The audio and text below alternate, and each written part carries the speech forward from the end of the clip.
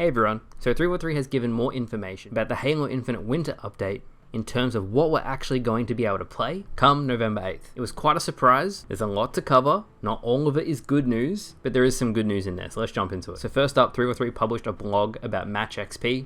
Again, I want to reiterate, this is only for the Battle Pass, not for an actual XP progression. Basically, completing the match, being in the top 50% of the team, winning, and being the MVP will all give you extra XP rewards. Challenges, as I said, will be evolving. Challenges will still provide some XP towards your Battle Pass, but now they're primarily going to serve as a progression to unlocking customization items through the ultimate reward.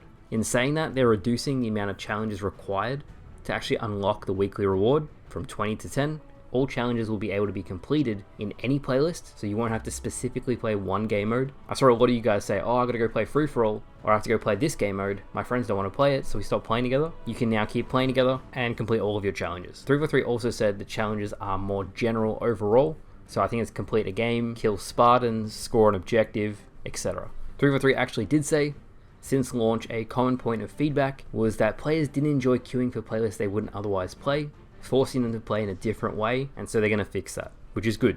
Event challenges will stay the way they are for now, but even they will change over time as well. 343 only briefly touched on career progression, saying the team is also continuing to work on an overarching career progression system.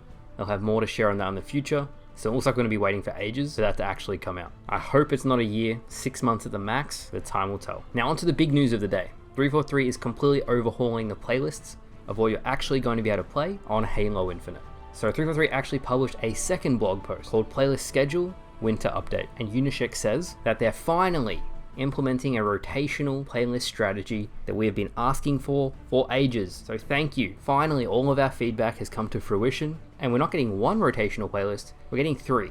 It comes at a cost, which I'm going to talk about in a second, but we're getting a ranked rotational playlist, a social rotational playlist, and a core rotational playlist, which means every couple of weeks, there will always be new content coming into the game. It allows them to do much more diverse ranked options, social options, and just overall game modes in general. Stuff that wouldn't have a high population over time can easily be rotated in, see how it does, and if it does really well, it might stick around. In that regard, there'll be so much more stuff to play, which is a really good thing. And it's exactly what I've been pushing for the last year, because I've seen you guys give feedback, and you've always said, Remy, we just want new stuff to play, new content, and this is a really good step in that direction. Now, the bad news. The bad news is all of my personal favorite playlists are being cut and being turned into rotational game modes. This means BTB Social, Social Slayer, Team Snipers, and Rumble Pit will all be gone.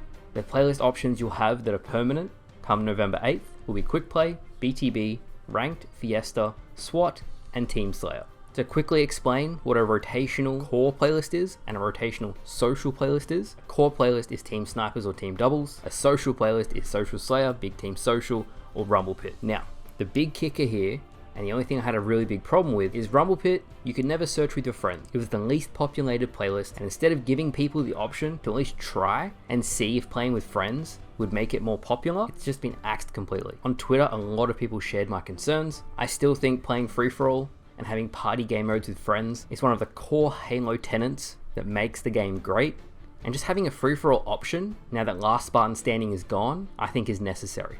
Now the first rotational game mode we're going to be getting is Covert 1 Flag on various maps. The first social rotational playlist will be Social Slayer, and I'll throw up on screen now the work in progress calendar that 343 is showing. You can pause the video here if you want to have a proper look yourself, but as you can see, there's Ranked Survivors, Social Slayer, Covert 1 Flag, Ranked Doubles, you name it. A whole bunch of new stuff that's coming to the game.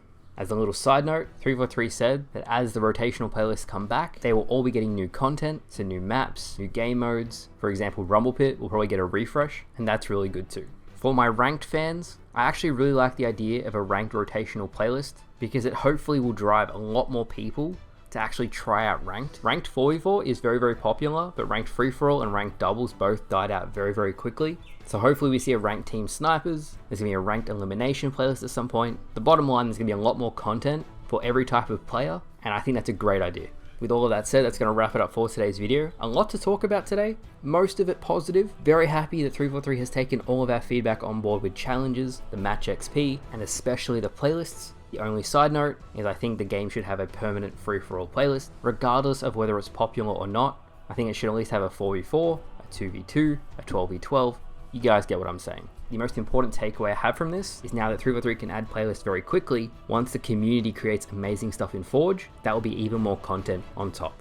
So as a Halo fan, we'll have a lot to look forward to going into the new year, which is fantastic. Let me know what you guys think down in the comments below, but thank you all for watching, hopefully you all enjoyed, and I'll see you guys later.